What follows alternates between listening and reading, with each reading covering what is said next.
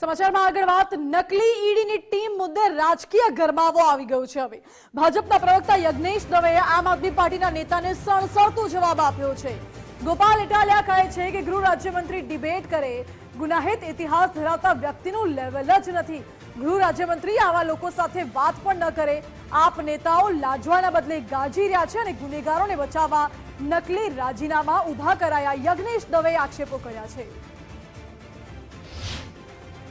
આમ આદમી પાર્ટીના નેતાઓ ગુનેગારોને બચાવવા માટે કેટલી હદે લાજવાની જગ્યાએ ગાજી રહ્યા છે। ગોપાલ ઇટાલિયા એવું કહી રહ્યા છે કે હર્ષ સંઘવી મારી સાથે ચર્ચા કરે। ગુજરાત રાજ્યના ગૃહ રાજ્યમંત્રી હર્ષભાઈ સંઘવીનું એ લેવલ જ નથી કે કોઈ ગુનાહિત ઇતિહાસ ધરાવતો વ્યક્તિ જે ભૂતકાળની અંદર પોતાની વિકૃત માનસિકતાને કારણે ગુજરાત રાજ્યના ગૃહમંત્રીને જૂતું મારી ચૂકેલો છે, તેમજ ભૂતકાળની અંદર પોતાની વિકૃત માનસિકતાને કારણે બ્રાહ્મણો તથા કથાકારો માટે એલફેલ બોલી ચૂકેલો છે અને આવા વ્યક્તિઓને ગુજરાત રાજ્યના ગૃહમંત્રી જવાબ આપશે? અને મારે કહેવું છે કે મહેરબાની કરીને માફમાં રહો, કારણ કે તમારો જે વ્યક્તિ પકડાયેલો છે, જે ગુનેગાર પકડાયેલો છે, પોતે કબૂલ કરે છે કે હું આમ આદમી પાર્ટીનો મહામંત્રી ચાલુ છું। ભલે તમે ખોટું રાજીનામું ઊભું કરો, કારણ કે રાજીનામું તો વ્યક્તિએ રાજી થઈને આપેલું હોય અને રાજી થઈને જ્યારે રાજીનામું આપે ને ત્યારે પોતાના ફેસબુક પેજ ઉપરથી અને પોતાના સોશિયલ મીડિયા ઉપરથી પોતાનું સ્ટેટસ હટાવી લેતો હોય છે। આજે પણ એના ફેસબુક પેજ ઉપર અને સોશિયલ મીડિયામાં સ્ટેટસ ચાલુ છે અને વ્યક્તિ પોતે કબૂલ કરે છે કે હું આમ આદમી પાર્ટીનો મહામંત્રી ચાલુ છું, તેમજ આજ દિન સુધી કચ્છની જે આમ આદમી પાર્ટીની ઓફિસ છે તેનો ખર્ચ પણ પોતે ભોગવે છે। એટલે આવા ગુનેગારોને બચાવવા માટે અથવા આવા ગુનેગારોથી પોતાની ચામડી બચાવવા માટે જો ગોપાલ ઇટાલિયા કે ઈસુદાનભાઈ આવા પ્રયત્નો કરતા હોય તો મારે એમને એ કહેવું છે કે ઈસુદાનભાઈ અને ગોપાલભાઈ, તમે આવા નિવેદનો આપવાના બંધ કરો અને ગુજરાત રાજ્યના ગૃહ રાજ્યમંત્રી શ્રી હર્ષભાઈ સંઘવી એનું જોડે વાત કરવાનું કે ડિબેટ કરવાનું તમારું લેવલ નથી, એ જરા વિચારી લેજો। તો યજ્ઞેશ દવેએ વળતો જવાબ આપ્યો છે। આ બાબતે મારી સાથે ન્યૂઝરૂમથી ઉમંગ રાવલ જોડાઈ ગયા છે।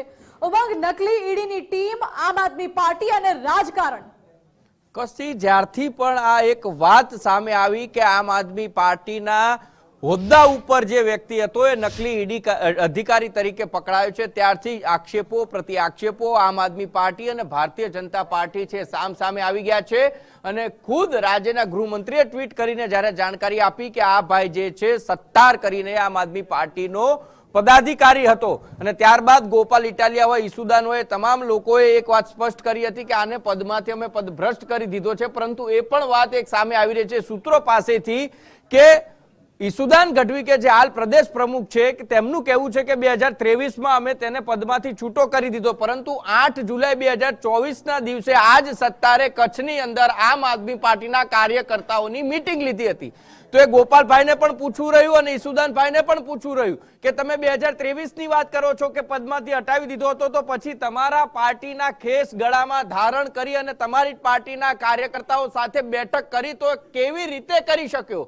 અને એટલા માટે બેઠક કરી હશે કારણ કે તમે એને પદમાંથી નહીં કાઢ્યો હોય, પદમાંથી બરતરફ નહીં કર્યો હોય, ત્યારે જ આ વાત છે સામે આવી હશે। ને હવે યજ્ઞેશ દવે કે જે ભારતીય જનતા પાર્ટીના મીડિયા સેલના પ્રવક્તા જે છે તેમનું કહેવું છે કે ગોપાલ ઇટાલિયાએ માનસિક વિકૃતિના કારણે તેમનો જે ભૂતકાળ ગુનાહિત રહેલો છે તો રાજ્યના ગૃહમંત્રી તેમને કોઈ પણ જવાબ ન આપે અને શેના માટે જવાબ આપે, કારણ કે ભૂતકાળ છે ગુનાહિત રહ્યો છે। એટલે હવે આક્ષેપ પ્રતિ આક્ષેપ થઈ રહ્યા છે, પરંતુ ક્યાંક ને ક્યાંક ઈડીનો જે અધિકારી હતો એ ભારતીય જનતા પાર્ટીએ જે આક્ષેપો કર્યા છે અને એ જ રીતે સૂત્રો પાસેથી જે માહિતી મળી રહી છે કે 2024 8 જુલાઈ અને એ જ દિવસે એણે કચ્છની અંદર કાર્યકર્તાઓ સાથે બેઠક પણ કરી હતી। તો આ બેઠક થઈ તો આ બેઠક કેવી રીતે થઈ? અને વાત છે કે યજ્ઞેશ દવે કહી રહ્યા છે કે આમ આદમી પાર્ટીના પ્રદેશ પ્રમુખ, પૂર્વ પ્રદેશ પ્રમુખ છે લાજવાને બદલે ગાજી રહ્યા છે। માત્ર એક વાત પકડીને બેઠા છે કે ગૃહમંત્રી આવે અને ડિબેટ કરે,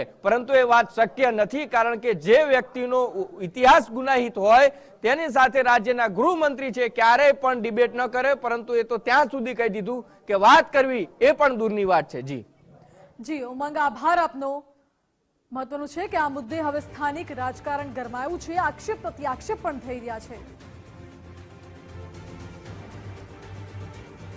ભાજપના પ્રવક્તા યજ્ઞેશ દવેએ આક્ષેપ કર્યો કે આમ આદમી પાર્ટીના નેતાઓ લાજવાને બદલે ગાજી રહ્યા છે।